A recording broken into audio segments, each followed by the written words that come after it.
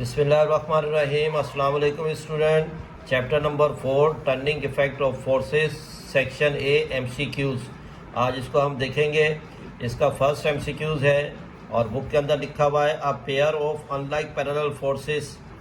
ये हमारे पास एक ऑब्जेक्ट है और ये हमारे पास टू फोर्सेस हैं और ये टू फोर्सेस जो है पेयर में है, लेकिन अनलाइक पैरेलल फोर्सेस के लिहाज से ये पेयर में है। Having different lines of force produce. तो अब ये जो डिफरेंट लाइन्स ऑफ फोर्स हैं, अनलाइक पैरेलल फोर्स का जो पेयर है, ये क्या चीज़ प्रोड्यूस करेगा? इक्विलिब्रियम प्रोड्यूस करेगा, टॉर्क प्रोड्यूस करेगा, अ कपल प्रोड्यूस करेगा, अनस्टेबल इक्विलिब्रियम। तो इसके अंदर हमारे पास जो इसका सेक्शन सी इसका जो है वो आंसर होगा। अब इसका जो सेकंड है, head to tail rule can be use to edit dash forces. Head to tail rule के ज़रिए से हम कितनी फोर्सेस को ऐड कर सकते हैं? तो उसमें 2 है, 3 है, 5 है या एनी नंबर।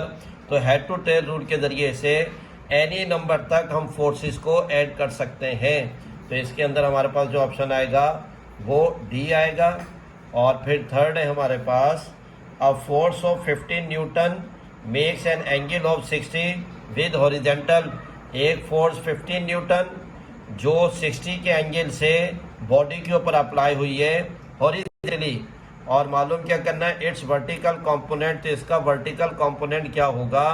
तो इसकी कैलकुलेशन है student F Y equal to, क्योंकि वर्टिकल की बात कर रहे हैं तो वाई आएगा, फिर F Y equal to F की वैल्यू 15, साइन सेम आ जाएगा, और थीटा की वैल्यू 60। तो F Y equal to 15 multiply by sine 60 की value 0.866। F Y equal to multiply करेंगे 12.99, इसको राउंड ऑफ कर देंगे तो हमारे पास आ जाएगा 13 न्यूटन। तो इसका मतलब जो 3 का जो आंसर होगा वो हमारे पास सी पार्ट होगा। नंबर 4 है a body is in equilibrium when it has. एक बॉडी इक्विलिब्रियम में होगी जब वो जीरो एक्सेलरेशन पर होगी या यूनिफॉर्म स्पीड में होगी, uniform acceleration both A and B. तो इसका मतलब जब ऑब्जेक्ट जीरो एक्सेलरेशन पर होगा तो वो ऑब्जेक्ट जो है इक्विलिब्रियम पोजीशन के अंदर आ जाएगी। तो इसका 4 का जो है वो जो डी पार्ट आ जाएगा।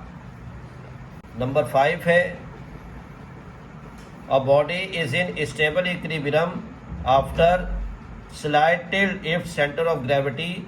एक बॉडी जो है ये एक पेन है, ये एक ऑब्जेक्ट है और जो अभी रेस्ट की कंडीशन में है, जो स्टेबल इक्विलिब्रियम की कंडीशन में है। अब इसके वन साइड से मैं इसको रेस कर रहा हूँ ना, ये वन साइड से इसको टिल्ट कर रहा हूँ, और जब वन साइड से इसको टिल्ट किया तो अब जब इसको ड्रॉप करूँगा तो इसका जो ये वापस अपनी ओरिजिनल पोजीशन की तरफ आ जाएगी। तो ओरिजिनल पोजीशन की तरफ जब आएगी तो इसके अंदर ऑप्शन दिए हुए, तो इसका सेंटर ऑफ ग्रेविटी कहाँ होगा? तो इसके अंदर ये कह रहा है remains above the point of contact.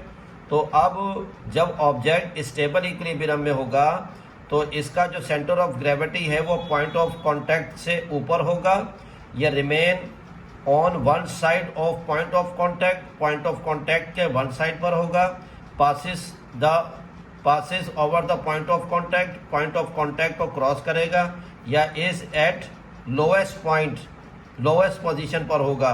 तो 5 का जो हमारे पास है वो क्या होगा? ये डी पार्ट होगा, क्योंकि इसका जो सेंटर ऑफ ग्रेविटी है स्टेबल इक्विलिब्रियम की, जो सेंटर ऑफ ग्रेविटी है वो कहाँ पर होगी? इज एट लोएस्ट पोजीशन, यानी कि पॉइंट ऑफ कांटेक्ट पर होगी, तो जिसकी वजह से ये स्टेबल इक्विलिब्रियम में रहेगा। तो 5 का जो है डी पार्ट है। फिर 6 है student a body is in unstable equilibrium. एक बॉडी जब अनस्टेबल इक्विलिब्रियम हो और फिर after slide tilt it is centre of gravity. जैसे एक ऑब्जेक्ट ये हमारे पास पेन है, वर्टिकल पोजीशन में रखा हुआ है, और जब मैं अपनी फोर्स को हटा दूंगा तो ये अनस्टेबल वापस अपनी ओरिजिनल पोजीशन की तरफ नहीं आएगी। तो इस कंडीशन में इसका सेंटर ऑफ ग्रेविटी कहाँ होगा? Remains on one side of the point of contact, point of contact के एक तरफ होगा हमेशा। Remains above the point of contact, point of contact के से अबव होगा, ऊपर की तरफ होगा। Passes over the point of contact, या पॉइंट ऑफ कांटेक्ट को वो क्रॉस करेगा, इसका सेंटर ऑफ ग्रेविटी। या is position at its bottom, और इसकी जो पोजीशन है वो कहाँ पर होगी, वो बॉटम पर होगी। तो इसका जो है remains above the point of contact. तो जब भी ऑब्जेक्ट अनस्टेबल होगा तो इसकी जो सेंटर ऑफ ग्रेविटी है वो पॉइंट ऑफ कॉन्टैक्ट से ऊपर की तरफ होगी। नंबर 7 है स्टूडेंट, अब a body is in neutral equilibrium, जब एक बॉडी न्यूट्रल इक्विलिब्रियम में होगी, when its centre of gravity, तो इसकी सेंटर ऑफ ग्रेविटी कहाँ पर होगी। जैसे इसको आप इस तरीके से समझ लें, ये एक हमारे पास हॉरिजॉन्टल सरफेस है और ये ऑब्जेक्ट बॉल है हमारे पास ना, और इसका ये सेंटर ऑफ ग्रेविटी है। अब इसको हम किक मारते हैं, ये ग्राउंड के साथ रोल करती हुई कहाँ जाएगी, आगे की तरफ जाएगी। तो ये अपनी पोजीशन को चेंज तो करेगी लेकिन अपने सेंटर ऑफ ग्रेविटी को चेंज नहीं करेगी, यानी कि ये ग्राउंड से जिस हाइट पर है उसी हाइट पर रहेगी, चाहे ऑब्जेक्ट अपनी पोजीशन चेंज करती रहे, इसकी सेंटर ऑफ ग्रेविटी चेंज नहीं होगी। तो इसके अंदर जो ऑप्शन दिया है student, is at the lowest position, neutral equilibrium में जो सेंटर ऑफ ग्रेविटी होगी वो लोएस्ट पोजीशन पर होगी। Remains at the same height पर होगी इसकी centre of gravity. Is eight highest position, ये हाईएस्ट पोजीशन पर होगी, या इज एट इट्स बेस, या बेस पर होगी इसकी। तो इसके अंदर जो है नंबर 7 में क्या होगा, remains at same height, neutral equilibrium की जो सेंटर ऑफ ग्रेविटी है वो कहाँ पर होगी, बी पार्ट, यानी कि रिमेन्स एट सेम हाइट पर होगी, उसकी पोजीशन चेंज नहीं होगी। फिर नंबर 8 है student, Bunsen burner is made stable by, Bunsen burner जो है इसको हम किस तरीके से स्टेबल कर सकते हैं, इंक्रीजिंग इट्स लेंथ, इसकी लेंथ को इंक्रीज करके, इंक्रीजिंग इट्स मास, इसके मास को इंक्रीज करके, डिक्रीजिंग इट्स बेस एरिया, इसके बेस एरिया को डिक्रीज करके, या इंक्रीजिंग इट्स बेस एरिया, इसके बेस एरिया को, बंसन बर्नर के बेस एरिया को अगर हम बढ़ा देंगे तो बढ़ाने से क्या होगा कि बंसन बर्नर जो है वो स्टेबल आ जाएगा, एक फिक्स पोजीशन पर आ जाएगा, उसका जो उसका सेंटर ऑफ ग्रेविटी है वो लो हो जाएगा। तो जिसकी वजह से बंसन बर्नर जो है वो हमारे पास, उसकी सेंटर ऑफ ग्रेविटी हमारे पास हो जाएगी, और ये इंक्रीजिंग इट्स बेस एरिया, तो इसका ये डी पार्ट आ जाएगा।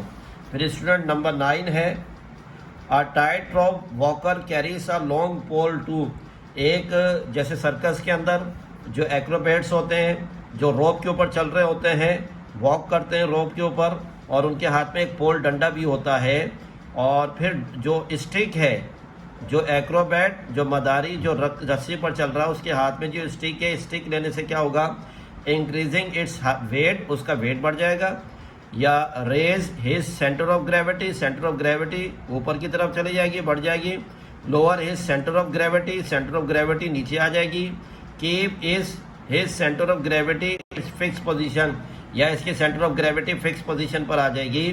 जब जो एक्रोबैट है, मदारी, जब रस्सी पर चल रहा होगा तो उसके हाथ में जो पोल होगा उसकी वजह से इसकी सेंटर ऑफ ग्रेविटी क्या होगी, वो लोअर होगी, his centre of gravity lower position पर होगी। तो नंबर 9 पर यह हमारे पास आ जाएगा सी।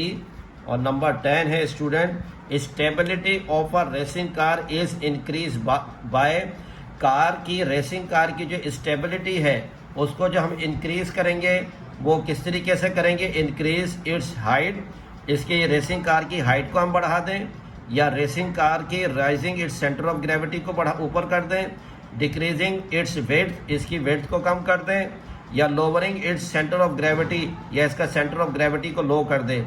जब हमारे पास रेसिंग कार, इसका जो मास है वहाँ पर अगर हम मास बढ़ा दिया जाए तो मास, इसका जो बेस एरिया है, रेसिंग कार का जो बेस एरिया नीचे का, वहाँ पर अगर मास बढ़ा दिया जाए, उसकी हाइट कम कर दी जाए, तो मास बढ़ा दिया जाए, जिसकी वजह से सेंटर ऑफ ग्रेविटी क्या हो जाएगा, लो हो जाएगा, और वो कार जो है वो स्टेबिलिटी में आ जाएगी। कौन सी, रेसिंग कार।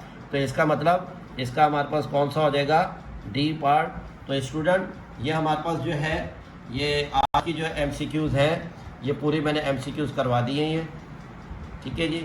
अस्सलाम वालेकुम।